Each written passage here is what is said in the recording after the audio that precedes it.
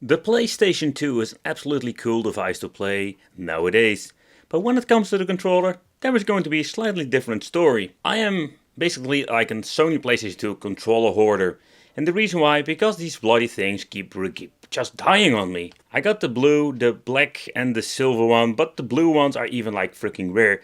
Recently I wanted to pick up a blue PlayStation 2. And guess what? That freaking device also came with two controllers, so one of them was not working like it should be. I can still remember my first controllers of the PlayStation 2. They already had some issues after, let's say 2 years or so. Like the back buttons were like sticky, freaking annoying. And not because it was filthy, but just like it was like wearing out.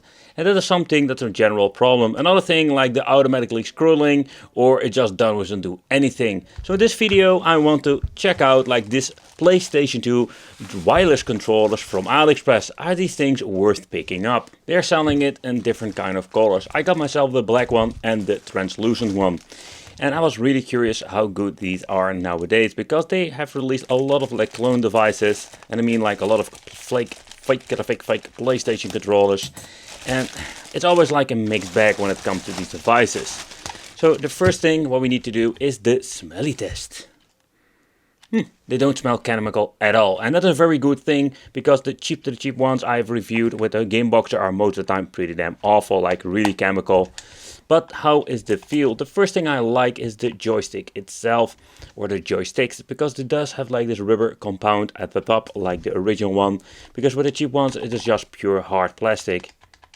The touch itself will do like a slightly comparison side by side, but I already can tell you like it's different than the original one. We do have a battery compartment, 2x AAA, and an on and off switch over here. So let's take a close look at the translucent version. Here we're going to get the dongle itself. You just need to plug it in and that's it. Then we're going to get like the same quality like the black one, but I really like translucent. I don't know what it is. Let me know in the comments what do you think of this. But in overall you can see we have like two rumble motors. So not the bullshit that we have seen before with the fake Xbox Classic ones that I've seen that it comes without rumble. Like, man, who make those? But let's do a side-by-side comparison with an original one. Alright, so let's take a close look at the buttons. So the buttons have absolutely and completely different, let's say, feel to it. To begin with, you can already hear it. There are, let's say, more clickies on the fake ones. But there was another thing I wanted to show you. So while you hold them side by side, you can see like the fake ones, the buttons are longer and also have a very long travel to it. So there we're going to get the biggest difference to the buttons. So the joystick, I must say this is less sturdy than, or better have less resistance with the fake ones. The select start feel the same. The mode button is also a little bit higher than the one from the original one, and the D-pad feels completely different, to be honest. Like where we're going to get, let's say, less sturdy joystick, we're going to get more, let's say, more pressure that we need to put in the D-pad.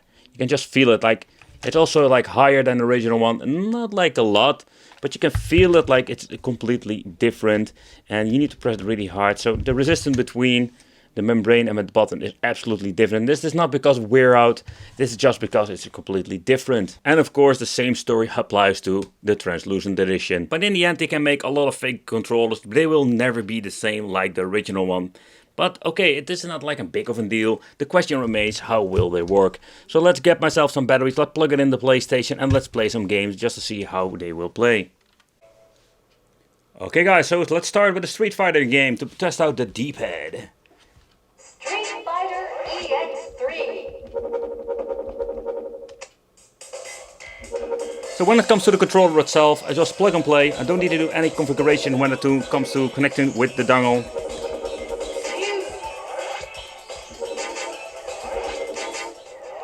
I don't notice any input lag whatsoever. So let's try the D-pad first just to see how it works out with the fighting games.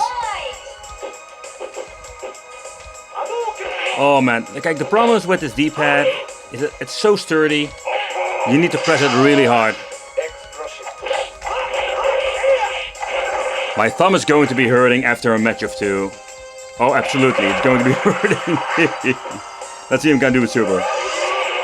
I need to get used to this controller, absolutely.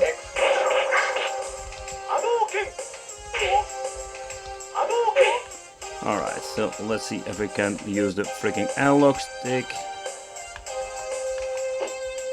Okay. Alright, the analog stick seems to be working now.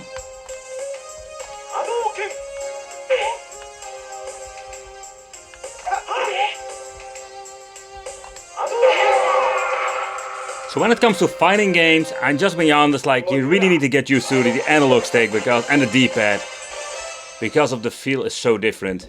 No, I don't want you with your bombs. Ugh. Let's try a different game. Alright, so here we're going to have the first issue. I rebooted the system and somehow it doesn't connect anymore to my dongle. Alright, let's plug it back in. And let's see what we're going to get now. So that can be an issue with this thing. So if you have this issue, you need to reset the dongle. The King of Iron Fist Tournament 5. Kazuya Mishima Raven. Get ready for the next battle. Oh yeah, I'm ready for it. Bring it on.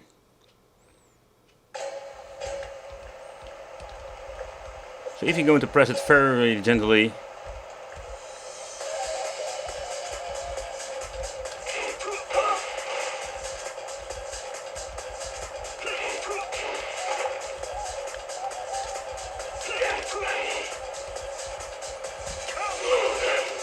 So when it comes to the movement itself, it seems to be working just fine. So in that case, it's just working great. But the reason I basically want to have two controllers, because I want to use the two play option just to see how everything works when we're going to configure that. Alright, so I didn't have the issue with the controller like I did with the previous game. So let's see, we don't have the versus mode, so let's plug in the second dongle.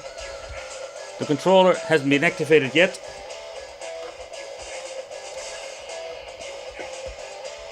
Alright, let's power it on. It's already on, but somehow it doesn't work at all. Alright, let's see. It does recognize the second controller. Oh, okay, so that seems to be working just fine.